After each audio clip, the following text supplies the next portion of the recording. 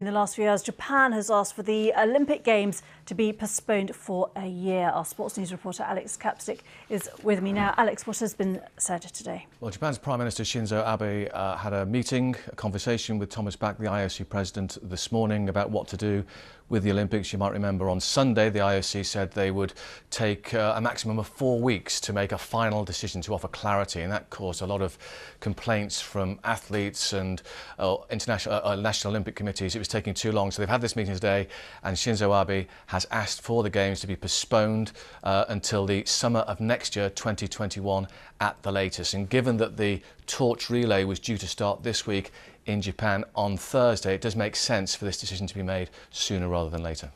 Is the delay long enough? Because we're hearing that it could be 18 months at least before there is a vaccine. Does this decision not really just, kick it further down the chain? I think that's guesswork at the moment. We just don't know. Clearly, they think that it'll be okay to stage the Games in 2021. Obviously, if the virus isn't contained, then they'll have to make another decision further down the road. But at the moment, they're saying they want to stage it in the summer of 2021. It's a huge logistical challenge, a huge logistical problem to do that. It's not easy to postpone a Games. They haven't cancelled it. They always said that they weren't going to cancel the Games. They were going to put it on at some stage.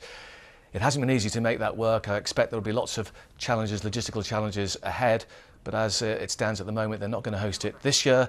It's going to be in 2021. And this is the first time that an Olympic Games has been postponed. It has been cancelled before in wartime, but it's never been postponed.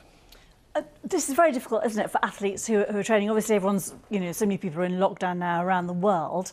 And yet, if summer next year doesn't feel feasible, a lot of work will potentially again be wasted in terms of organisation, sponsorship and the athletes' training programme. Absolutely, it's been terrible for the athletes. A lot of them have spoken about how difficult it is, the uncertainty, they can't train, a lot of them can't compete, obviously, and they were talking about that would make an unfair competition at the Olympics, because in some parts of the world athletes can train, in others they can't. And so if this goes on, of course, that will cause further problems down the road if athletes can't train.